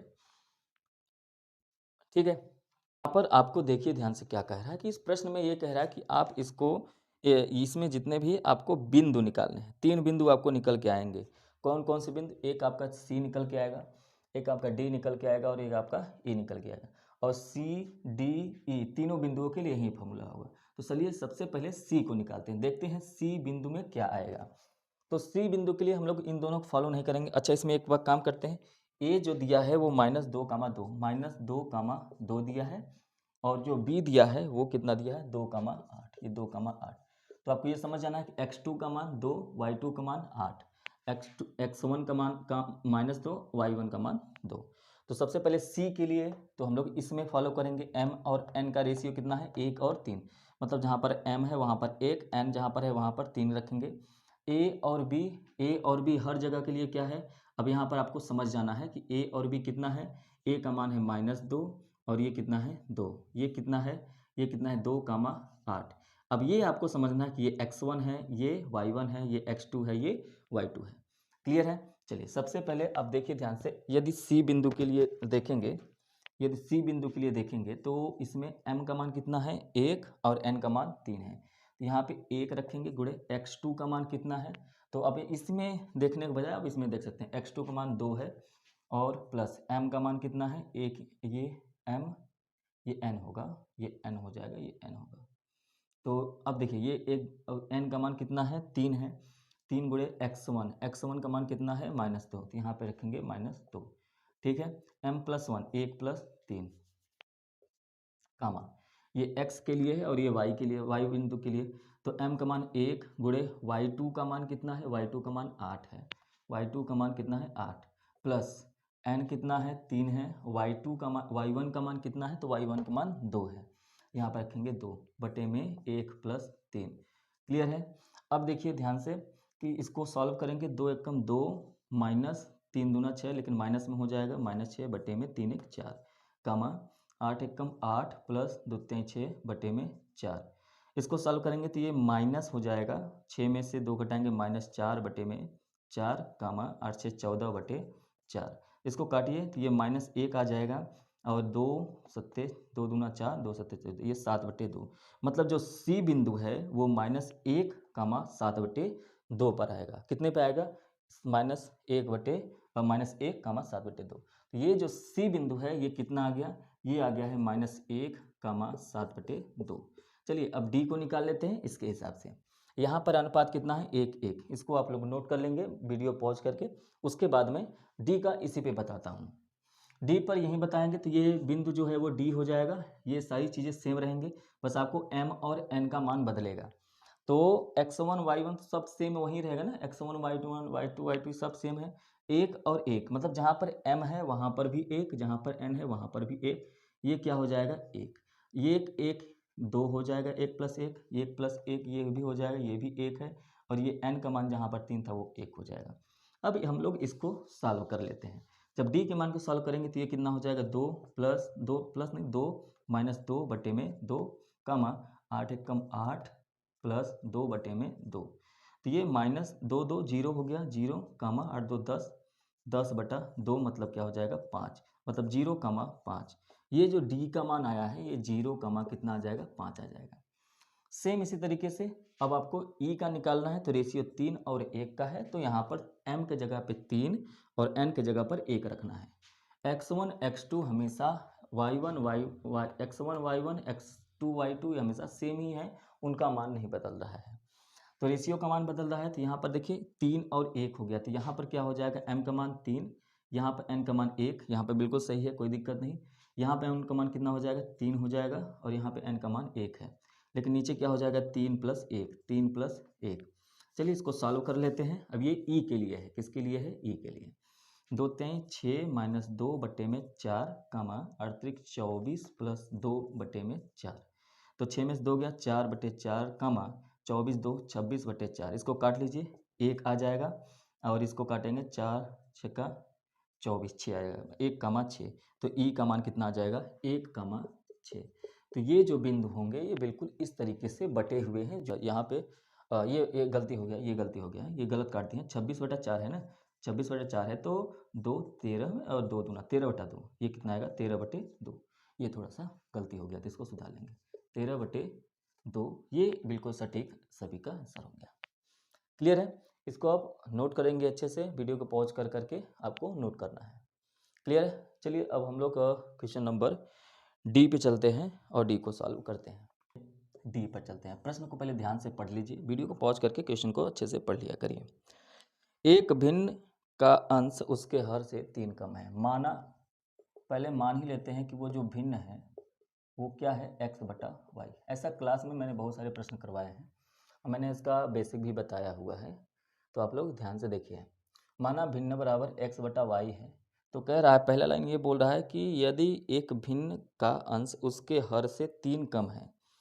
एक भिन्न का, देखिए ध्यान से, एक भिन्न का अंश, ये जो अंश है उसके हर से 3 कम है। हर में जैसे ही आप 3 करेंगे तो x के बराबर हो जाएगा। ये पहली लाइन वो बोला है, क्वेश्चन नंबर फर्स्ट बना लेते हैं। फिर कह रहा है कि यदि अंश और हर दोनों में 2 जोड़ा जाता है, अंश x है y, अंश और हर दोनों में 2 जोड़ा जाता है, तो x में भी, अंश में भी हमने 2 जोड़ दिया और हर में भी हमने 2 जोड़ दिया। 2 जोड़ा जाता है तो नई जो भिन्न है मूल भिन्न का योग 29/20 हो जाता है। तो जो नई भिन्न आता है, तो ये नई भिन्न और जो मूल भिन्न है ना, तो नई भिन्न और जो मूल भिन्न है इन दोनों का जो योग है, जोड़ देंगे आप इसको, तो ये 29/20 हो जाता है। तो आपको बताना है कि मूल भिन्न क्या है, x/y का मान बताना है। यदि आप x और y का मान निकाल लेते हैं तो आराम से x/y को आप निकाल सकते हैं। तो सबसे पहले बिल्कुल ध्यान से इसको देखिए कैसे सॉल्व करना। x का मान कितना दिया है, y-3। जहाँ पर भी आपका x है वहाँ पर y-3 रख दीजिए। तो यहाँ पर क्या होगा, तो यहाँ पर आप लिखेंगे इसको, समीकरण 2 मान लीजिए, और ऐसा लिखिए कि समीकरण 1 का मान, समीकरण 1 का मान 2 में रखने पर, समीकरण 1 का मान कहाँ रखने पर, 2 में रखने पर।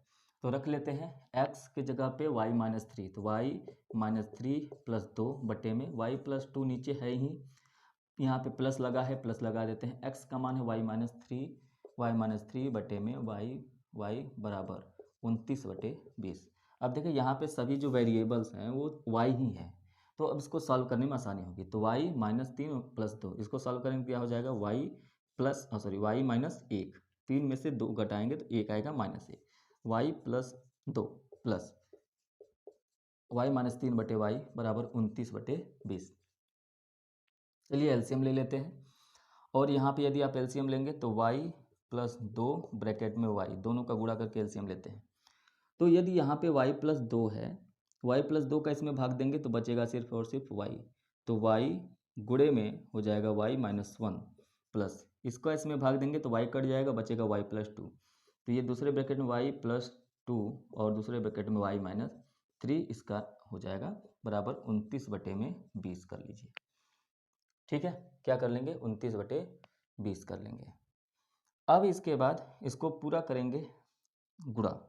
तो y का गुणा इसमें करेंगे तो y square minus y plus y का गुणा इसमें करिए तो y square minus 3y plus 2 का गुणा इसमें करेंगे तो 2y माइनस 6 और बटे में आपका वाई स्क्वायर प्लस 2y, ये आपका आएगा बराबर 29/20 आपका आंसर हो गया।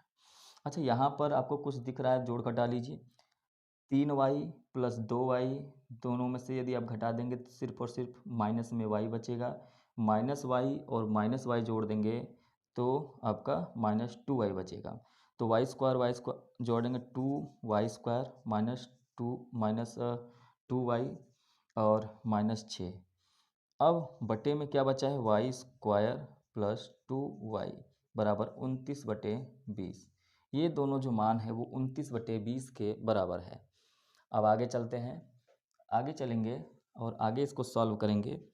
तो तिर्यक गुणा करके आप कर सकते हैं, नहीं तो यहाँ पे देखिए 2y², ये आपका द्विघात समीकरण बन गया है। इस द्विघात समीकरण को पहले आप लोग सॉल्व कर लीजिए। तो 2y² माइनस 2y माइनस 6 बटे में आया है y² प्लस 2y बराबर 29/20। जहाँ तक आपको सॉल्व कर सकते हैं वहाँ पर सॉल्व करते रहिए। ठीक है, चलिए पहले तिर्यक गुणा कर लेते हैं। तिर्यक गुणा करेंगे तो 20 का गुणा इधर करेंगे तो 20 गुना 40y² माइनस 40y माइनस 20 छक्का 120 बराबर 29 का इधर गुणा करेंगे तो 29y² प्लस 29 दूना 9 दूनी 18, 2 दूना 4 1 5 58y। अब दोनों का मैंने गुणा कर लिया। अब सभी चर को एक तरफ करके इसको एक अच्छा सा द्विघात समीकरण बना लेते हैं। तो 40y², ये 29y² इस तरफ करिए, 40y² माइनस 29y², ये माइनस 40y यहाँ पर है। तो एक काम करते हैं, इस 58y को भी इस तरफ लेके आते हैं, माइनस 58y माइनस 120 बराबर 0। इस तरफ तो अब कुछ बचा ही नहीं बराबर के, इस तरफ तो मैंने 0 कर दिया। अब आगे देखिए ध्यान से, अब यहाँ पर 40 में से 29 घटाएंगे तो बचेगा 11y² माइनस 40 में 58 जोड़ देंगे तो ये 98 हो जाएगा, माइनस 98y माइनस 120 बराबर 0। क्या होगा इसके आगे, इस 11 का गुणा x में करेंगे तो 120 आ जाएगा। अब देखिए इसको जल्दी सॉल्व करने का तरीका यही है, 11y² माइनस 98y माइनस 120 कर देंगे, ये बराबर 0। अब देखिए 11 का इसमें गुणा करेंगे तो 1320 आएगा और इसका आप गुणनखंड निकालिए। तो 11 से करेंगे तो 120 हो जाएगा, 2 60 हो जाएगा, 2 30 हो जाएगा, 2 15 हो जाएगा और 3 5 हो जाएगा, 5 1। अब देखिए कुछ घटाना या जोड़ना है, इसी में से आपको एक गुणनखंड निकालना है। तो एक काम करते हैं, 11 और 55 ले लेते हैं। 11 × 55 और 2, 11 × 55 दूना 110, 110 में से 2 दूनी 4 3 12, माइनस 12 कर देंगे तो 98 आ जाएगा। मतलब वो जो गुणनखंड होगा 110 × 12, 110 × 12 करेंगे तो भी आपका 1320 आएगा। क्लियर है। तो यहाँ पर कर लेते हैं 11y² माइनस यहाँ पे लगा हुआ है 98 कैसे लाना है, 110 में से 12 घटाकर, और ये फिर उसके बाद 98 जगह मैंने रख दिया 110 माइनस 12y माइनस 120 बराबर 0। अब इसके बाद क्या करेंगे, 11y² minus 110y minus minus plus 12y minus 120 बराबर 0। अब यहाँ पे फिर आगे सॉल्व करेंगे तो दोनों में से आप देखिए 11y कॉमन ले सकते हैं, है ना, 11y कॉमन ले लीजिए। तो यहाँ पे इसमें क्या बचेगा, y माइनस 10। ठीक, यहाँ पर आप प्लस 12 कॉमन ले सकते हैं तो y माइनस 10, y माइनस 10 बराबर 0। तो यहाँ पे देखिए एक तो हो गया 11y प्लस 12 और दूसरा क्या हो गया y माइनस 10। तो आपको पता ही है कि y माइनस 10 बराबर हो जाएगा 0, तो y बराबर मान आ गया 10। अब आपको पता ही है कि यही लेना है, क्योंकि ये जब प्लस वाला रखेंगे तो निगेटिव हो जाएगा। तो y का मान कितना आ गया है, y का मान आ गया 10। y का मान 10 आ गया है, तो इक्वेशन नंबर फर्स्ट में आप रखकर x का भी मान निकाल लीजिए। तो इक्वेशन नंबर फर्स्ट में यदि आप रखेंगे तो इक्वेशन नंबर फर्स्ट में y का मान रखने पर, इक्वेशन फर्स्ट में y का मान रखने पर आप देखेंगे तो रखेंगे तो x बराबर 10 माइनस 3, तो x बराबर क्या आ जाएगा 7। तो y का मान कितना आया था 10, x का मान कितना आया है 7। तो आपने शुरू में ही भिन्न क्या माना था, x बटा वाई, तो x का मान कितना आया है 7 और y का मान कितना आ गया 10। तो ये आंसर जो होगा वो हो जाएगा 7/10। तो जो आपने शुरू में भिन्न माना था वो वास्तव में 7/10 है। तो इसको इस तरीके से बिल्कुल सटीकता के साथ, धीरे से, पेशेंस के साथ, धैर्य रखकर आपको ये सवाल लगाना पड़ेगा, तब जाकर आपको इसका आंसर आएगा। क्लियर है? चलिए प्रश्न नंबर 2 के डी जो हो गया समाप्त हो गया। 2 का ई जो है वो आपके चैप्टर से हट गया है। सीधे अब 2 के एफ पे चलते हैं और निकालते हैं बंटन का माध्य। अब आपको क्या निकालना है, माध्य निकालना है। कह रहा है कि 12 बनता। चलिए इसको पहले बना लेते हैं। वर्ग अंतराल इस तरफ दिया हुआ है, तो मैंने ये इसको लिख दिया है। अब इसको ध्यान से बिल्कुल देखिए, इस प्रश्न को ध्यान से देखने की जरूरत है। अब यहाँ पर यदि आप दूसरे विधि का, यहाँ पर देखिए डायरेक्ट मेथड ही लगेगा, प्रत्यक्ष मेथड ही लगेगा। प्रत्यक्ष मेथड में आपको पता है कि माध्य बराबर क्या होता है, एक्स बार से इसको दिखाते हैं। तो माध्य बराबर होता है आपका sigma F I into X I और बटे में सिग्मा इसको एफ आई, इसी से लगेगा। अब देखिए अगर अदर मेथड से लगाते हैं, दूसरे मेथड से लगाएंगे तो उसमें एच की ज़रूरत पड़ेगी, और एच जो होता है वो हर जगह डिफरेंस जो होता है सेम होना चाहिए। लेकिन आप यहाँ पे देख रहे हैं 60 से 20 का जो डिफरेंस है वो 40 है, यहाँ पर भी 40 है, लेकिन यहाँ पर क्या आ गया है 50 का, फिर यहाँ पे 100 का डिफरेंस है। इसलिए आप h का मान तो नहीं निकाल सकते हैं। तो यहाँ पर आराम से आप डायरेक्ट मेथड का प्रयोग करिए, आपका आंसर आ जाएगा। तो मैंने ये यहाँ पे देखिए मध्यमान भी निकाल के लिख दिया है, क्योंकि मध्यमान कैसे निकलता है, 60 और 20 जोड़ेंगे तो कितना आ जाएगा 80, और 80/2 एक्स आई। तो इसी तरीके से आपको हर जगह पे निकाल के यहाँ पे लिख लेना है। अब यहाँ पे देखिए एफ आई और एक्स आई लिखना है, तो एफ आई और एक्स आई को दोनों गुणा करना है। 7 में 40 में 7 का गुणा करेंगे तो 28 280 आ जाएगा। 80 में 5 का गुणा करेंगे तो कितना आ जाएगा 400 आ जाएगा। 125 में 16 का गुणा करेंगे तो 2000 आ जाएगा, और 200 में 12 का गुणा करेंगे तो 2400 आ जाएगा, और 3000 और 300 में 2 का गुणा करेंगे तो ये 600 आ जाएगा। फिर 400 में 3 का गुणा करेंगे तो 1200 आ जाएगा। अब देखिए आपको क्या प्राप्त करना है, sigma F I into X I, मतलब सिग्मा का मतलब होता है इन सबको आपको जोड़ना है। जब आप इन सबको जोड़ेंगे तो आपका आ जाएगा 6880, इतना जोड़ने पर आएगा।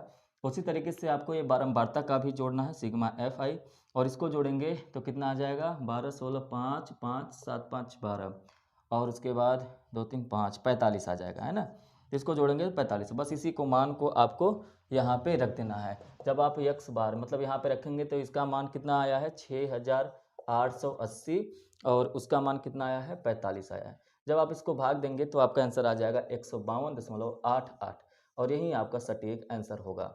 ठीक है, तो इसमें और किसी भी विधि का लगाने की जरूरत नहीं है, आपको डायरेक्ट मेथड से आप इसको सॉल्व करेंगे, आपका आंसर तुरंत आ जाएगा। क्लियर है? बहुत ही आसान सवाल था। इसमें बहुत सारे बच्चों का बहुत ही डाउट रहा है कि कौन सा विधि लगाएं। तो देखिए जब ये एच समान नहीं रहता है तो आपको डायरेक्ट मेथड ही लगाना पड़ता है, क्योंकि और दूसरे मेथड में आपको एच का वैल्यू प्राप्त करना पड़ेगा, जहाँ कि यहाँ पर एच का वैल्यू समान है ही नहीं, तो एच का वैल्यू आप नहीं निकाल सकते हैं। क्लियर है? चलिए नेक्स्ट प्रश्न को, प्रश्न नंबर अब हम लोग देखेंगे 3। कौन सा प्रश्न है? प्रश्न नंबर 3। प्रश्न नंबर 3 को देखिए बिल्कुल ध्यान से, इस प्रश्न को पहले एक बार पढ़िए। इसको लगाने के 2-3 विधि हैं, आप चाहे तो बहुत 2-3 विधि लगा के प्रयोग कर सकते हैं, लेकिन इसको एक सबसे आसान मेथड में मैं आपको बताता हूँ, और आप ऐसे सॉल्व करेंगे तो आपको पूरे नंबर मिलेंगे भी। देखिए कह रहा है कि एक त्रिभुज का एक कोण दूसरे त्रिभुज के एक कोण के बराबर हो। तो सबसे पहले सॉल्यूशन में हम लोग एक काम करते हैं,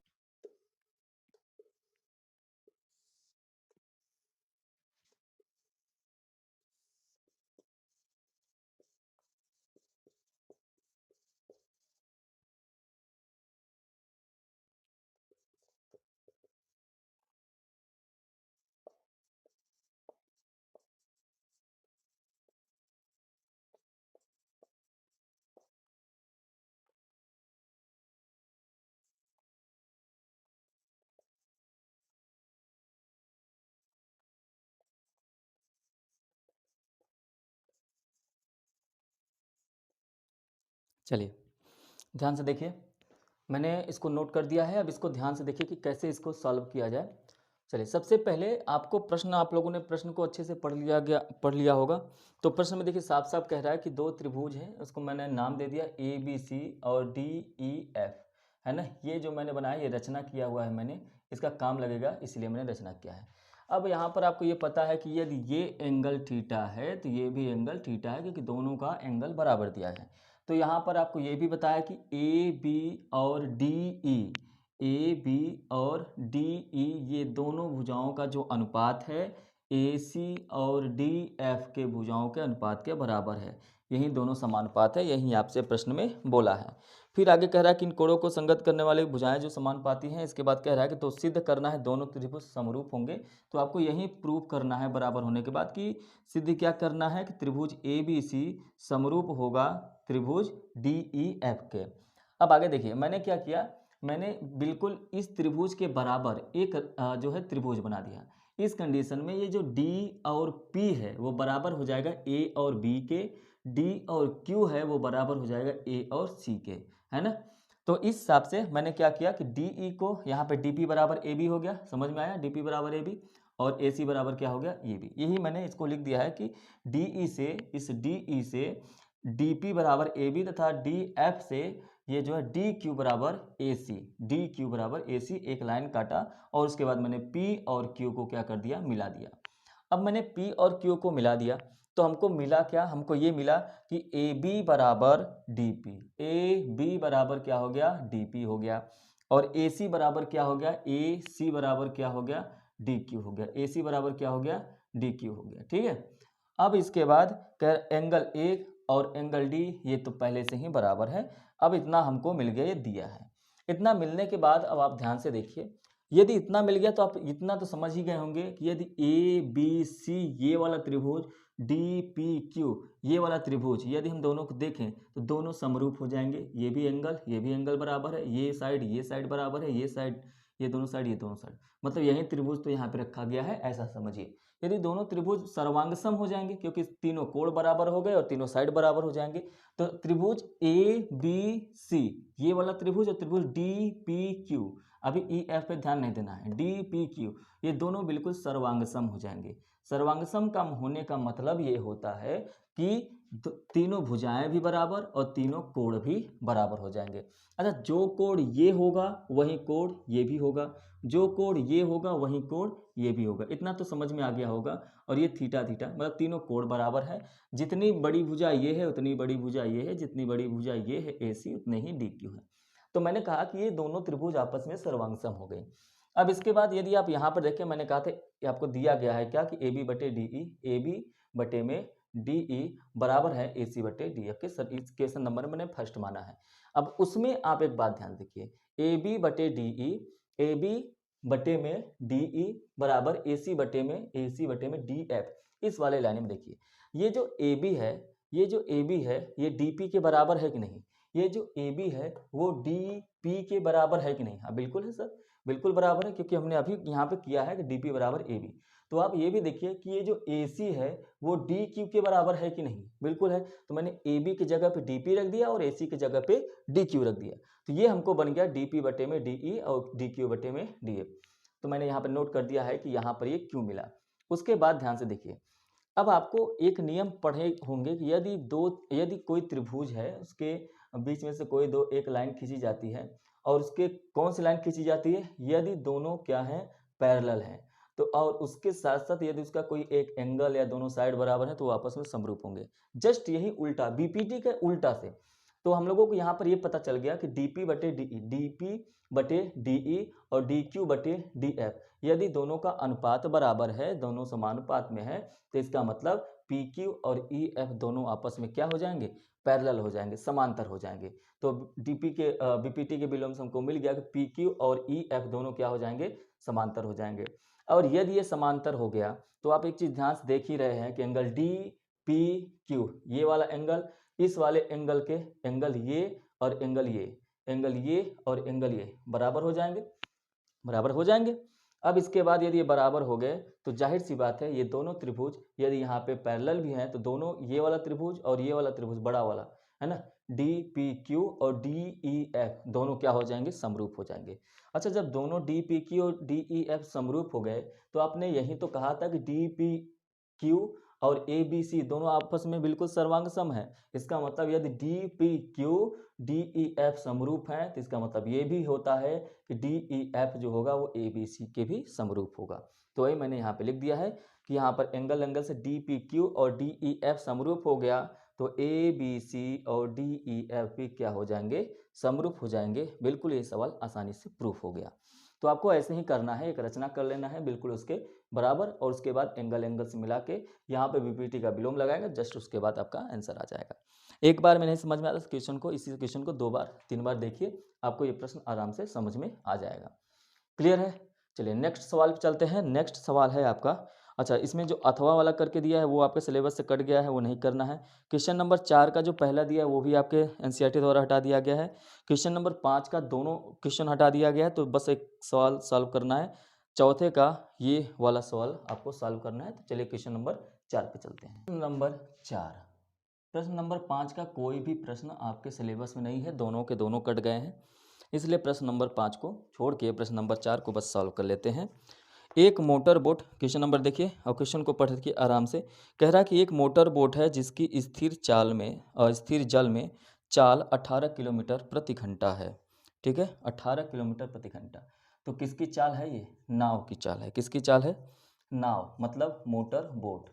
मोटर बोट, मोटर बोट की चाल, मोटर बोट की चाल कितना है, 18 किलोमीटर प्रति घंटा। और उसके बाद क्या कह रहा है कि 24 किलोमीटर धारा के प्रतिकूल। एक बात याद रखिए कि जब कोई भी व्यक्ति, यदि मान लीजिए नदी ऐसे ऐसे इस तरफ बह रही है और आप भी इस तरफ तैरेंगे तो नदी की जो चाल होगी जल की, उसके साथ साथ आपकी चाल भी जुड़ जाएगी और आप बहुत तेज से जाएंगे। लेकिन यदि नदी इस तरफ बह रही है और आप इस तरफ जा रहे हैं तो नदी की चाल आपके चाल से घट जाएगी और थोड़ा सा स्लो हो जाएंगे। इस यही नियम यहाँ पे लगता है कि यदि वो मोटर बोट जो है, जो मोटर बोट है वो किधर जा रही है, प्रतिकूल। प्रतिकूल का मतलब होता है उल्टा। नदी इस तरफ जा रही है तो आप इस तरफ जा रहे हैं, तो यदि उल्टा जाता है तो x जो है उसमें से y घट जाता है। x जो है वो नाव की चाल है, नाव की चाल आपको दिया हुआ है 18 किलोमीटर प्रति घंटा। ये है धारा की चाल, जो धारा की चाल है वो y है। ठीक है, तो यहाँ पे लिख लेंगे धारा की चाल बराबर y, धारा की चाल बराबर y। तो यदि आप देखें तो ये कितना है, तो ये पूरा का पूरा क्या चाल आ गया, ये चाल आ गया प्रतिकूल चाल, है ना। नाव का प्रतिकूल जाने पर चाल, प्रतिकूल चाल, ये क्या आ गया, नाव का प्रतिकूल चाल। जब धारा इस तरफ जा रही थी तो नाव इस तरफ आ रही थी, प्रतिकूल चाल आपको मिल गया कि अब नाव की चाल कितनी है। समझ में आई कि नहीं बात। ये नाव की चाल है 18 किलोमीटर प्रति घंटा जाती है, लेकिन धारा की चाल भी है y किलोमीटर प्रति घंटा, y किलोमीटर प्रति घंटा। तो यदि वो नाव के विपरीत में जा रहा है तो जाहिर सी बात है नाव की चाल में से y की जो है वो घट जाएगा और उसी को कहते हैं प्रतिकूल चाल। लेकिन यहीं जब अनुकूल चाल हो जाएगा तो 18 में y क्या हो जाएगा, जुड़ जाएगा। चलिए ठीक है, अब यहाँ पर ये बताया गया इसी चाल से वो 24 किलोमीटर चलता है और वो वहीं 24 किलोमीटर वापस आने में, अच्छा वो वापस आएगा तो भी 18 किलोमीटर प्रति घंटे चाल से ही आएगा, लेकिन इस समय y क्या हो जाएगा, जुड़ जाएगा और ये हो जाएगा नाव का अनुकूल चाल, नाव का अनुकूल चाल। ठीक है, अब ये नाव का अनुकूल चाल हो गया। तो अब ध्यान से देखिए, यदि वो जाते समय भी, यदि वो धारा मान लीजिए इस तरफ बह रहा है, यदि वो नाव यहाँ पर है और इस तरफ जाता है तो ये धारा की चाल y थी और उसका चाल, नाव की चाल 18 किलोमीटर प्रति घंटा, इस तरफ गया तो घट गया, प्रतिकूल में घट जाता है।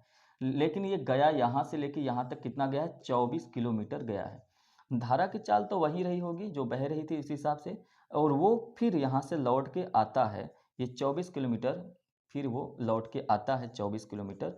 लेकिन इस समय आते समय आप ध्यान से देखेंगे ये जो नाव है ना, ये 18 किलोमीटर के साथ तो होगी ही होगी, लेकिन ये जो नदी की चाल है y, ये भी इसमें क्या हो जाएगा, जुड़ जाएगा, क्योंकि जितनी धारा तेज दौड़ेगी उतने ही तेज और इसमें जुड़ जाएगा और भी तेज नाव चलने लगेगी। ठीक है, तो यही बात वो आपको सवाल में बोला है।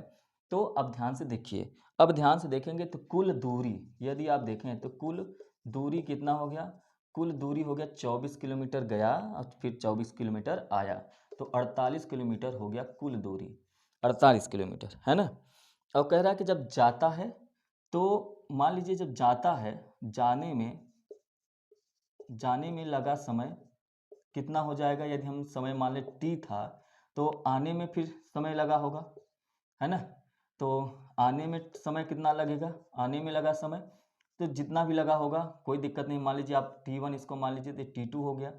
तो लेकिन ये जाने में और आने में 1 घंटे का बस डिफरेंस होता है, मतलब t1 माइनस t2 यदि आप कर दिए तो आपको क्या मिल जाएगा, 1 मिल जाएगा। चलिए अब इस प्रश्न को आराम से सॉल्व कर लेते हैं। ठीक है, आपको सारी चीज़ें दी गई हैं। अब देखिए चाल बराबर होता है दूरी बटा समय, चाल बराबर दूरी बटा समय। ठीक है, अब देखिए यदि हम लोग नाव का प्रतिकूल चाल लें तो 18 माइनस वाई की स्पीड से जाया गया और दूरी कितना जाया गया, 24 जाया गया। अब समय हमको नहीं पता है, हम t1 मान लेते हैं। लेकिन फिर वो नाव की अनुकूल दिशा में 18 प्लस वाई, लेकिन कितना दूरी गया आया, वो 24 किलोमीटर वापस भी आया है, लेकिन t1 हमको नहीं पता है, तो हम इसको क्या मान लेते हैं, t2 मान लेते हैं। क्लियर है। अब आप एक चीज़ ध्यान देखेंगे कि यदि हम लोग यहाँ से t1 माइनस t2 करें तो t1 माइनस t2 करें तो ये समय 1 घंटा के बराबर आता है, 1 घंटा के बराबर आता है ना। क्यों, क्योंकि वो कह रहा है कि इसको जाने में प्रतिकूल, आने में अनुकूल, कुल टोटल समय का 1 घंटा ज़्यादा लगता है। यही बोला है कि जाने और आने की अपेक्षा में 1 घंटा अधिक लगता है। तो चलिए सबसे पहले आप लोग यहाँ पे ध्यान से देखेंगे तो आपसे क्या पूछा है, आपसे पूछा है कि धारा की चाल, मतलब ये y का मान। चलिए इसको सॉल्व कर लेते हैं। अब देखिए यहाँ पे हम लोग क्या करेंगे, t का मान निकालेंगे। तो t1 बराबर क्या हो जाएगा, इसमें देखेंगे इक्वेशन नंबर फर्स्ट में, यहाँ से आपको पता ही हो गया कि t1 माइनस t2 बराबर कितना आया है, 1। अच्छा यहाँ पर यदि t1 का मान निकालें तो t1 को यहाँ पे लेते आएंगे, उसको यहाँ पे, तो t1 बराबर हो जाएगा 24 बटे में 18 माइनस वाई। और उसके बाद ये t2 है, t2 यहाँ चला आएगा तो ये नीचे चला आएगा, तो t2 बराबर कितना हो जाएगा, 24 बटे में 18 प्लस वाई। अब यहाँ पर देखेंगे तो 24 ये t1 हो गया, t1 तो ये इक्वेशन नंबर फर्स्ट है, इसको मानते हैं। और इस t1 और t2 के मान को, t1 और t2 के मान को कहाँ रखने पर, इक्वेशन नंबर फर्स्ट में रखने पर। चलिए इसको रख के देखते हैं। तो जब आप रखेंगे तो 24 बटे 18 माइनस वाई माइनस 24 बटे 18 प्लस वाई बराबर क्या हो जाएगा, 1। तो चलिए दोनों में से 24 कामन ले लेते हैं, 24 कामन ले लेंगे तो 1 बटे 18 माइनस वाई माइनस 1 बटे 18 प्लस वाई। अब इसको सॉल्व करना है और आपको y का मान निकाल लेना। चलिए इसको सॉल्व करते हैं। तो नीचे दोनों का एलसीएम ले लेंगे, तो एलसीएम ले लेंगे तो 18 माइनस वाई और 18 प्लस वाई, और ऊपर करेंगे तो 18 plus y minus 18 plus y. ये आपका आंसर आएगा, सॉरी ये हो गया। ये 24 यहाँ गुणे में है, इस तरफ आ जाएगा तो 1 बटा क्या हो जाएगा, 24 हो जाएगा। अब इसके बाद आगे सॉल्व करते हैं। ये समझ में आया ना कैसे आया, 18 माइनस वाई का जब इसमें भाग देंगे तो 18 माइनस वाई कट जाएगा, बचेगा क्या, 18 प्लस वाई, ये यहाँ पे चला आया। ये 18 प्लस वाई के इसमें भाग देंगे तो ये कट जाएगा, बचेगा क्या, ये यहाँ पे चला आया। अब ये माइनस में था इसलिए मैंने 18 प्लस वाई कर दिया है 18 माइनस वाई के बजाय। अब यहाँ पे ऊपर वाले में देखिए 18 से 18 कट जाएगा, बचा क्या, 2y बच गया, बटे में ये क्या हो जाएगा, a माइनस बी और a प्लस बी, मतलब ये बन गया 18 का स्क्वायर माइनस वाई का square, a square minus b square बराबर 1 बटे 24। चलिए तिरिया गुणा करके हम लोग इक्वेशन निकालते हैं। तो ये हो गया 2y है, 2y, तो इसमें करेंगे तो 48y हो जाएगा, 48y। इसका गुणा 1 में करेंगे तो 18 स्क्वायर, मतलब 18 का स्क्वायर 324 होता है, 324 माइनस वाई स्क्वायर। अब इसके बाद इन सबको इस तरफ लेके आते हैं तो वाई स्क्वायर माइनस या स्क्वायर 48y माइनस 324 बराबर 0। अब आपको इसको सॉल्व कर लेना है ध्यान से, Y square plus 48x minus 324 बराबर 0। अब ऐसे कौन सा दो फैक्टर लें 324 का, तो 54 और 6 लेंगे, 54 में से 6 घटाएंगे तो 48 आ जाएगा, ये x नहीं y है, 48 आ जाएगा। और उसके बाद 54 में 6 का गुणा करेंगे तो 324 आएगा। ठीक है, इसके बाद देखिए वाई स्क्वायर प्लस 54 में से यदि आप 6 घटाएंगे तो 48 आ गया, ये y हो गया माइनस 324 बराबर 0। अब इसके बाद ये y हो गया स्क्वायर प्लस इस y का गुणा इसमें करेंगे तो 54y हो जाएगा माइनस 6y हो जाएगा माइनस 324 बराबर 0 हो जाएगा। अब इसके बाद देखिए ये यहाँ दोनों में से y कॉमन ले लीजिए आप, तो y प्लस 54 हो जाएगा और यहाँ से माइनस 6 कॉमन ले लीजिए तो y प्लस 54 हो जाएगा। ठीक है, अब यहाँ पे देखिए हम लोग यहाँ ध्यान से देखेंगे तो y माइनस 6 एक बनेगा, दूसरा क्या बनेगा y प्लस 54 बराबर 0। चलिए y माइनस 6 बराबर यदि आप 0 करेंगे तो y बराबर आ जाएगा 6 और y प्लस 54 बराबर 0 करेंगे तो y बराबर आपका माइनस 54। तो y का मान कभी भी माइनस में नहीं आएगा क्योंकि ये धारा की चाल हमने यहाँ पर माना था और चाल कभी भी निगेटिव में नहीं होता है। तो y का मान क्या मानेंगे 6 और इस हिसाब से y का मान धारा की जो चाल है वो कितना आ जाएगा 6 किलोमीटर प्रति घंटा। क्लियर है? तो इस हिसाब से आपका सवाल लगेगा। जो भी चीज़ें आपको नहीं समझ में आती हैं वो आप कमेंट करके पूछ सकते हैं। और इसके बाद अब हम लोग का सेट नंबर 3 सॉल्व करेंगे 2023 का। और उसके बाद आप लोगों को यदि क्लास अच्छा लगता है तो आप लाइक कर सकते हैं, शेयर कर सकते हैं और चैनल पे पहली बार हैं तो सब्सक्राइब भी कर सकते हैं। ठीक है, चलिए मिलेंगे नेक्स्ट क्लास में। Thank you, have a nice day.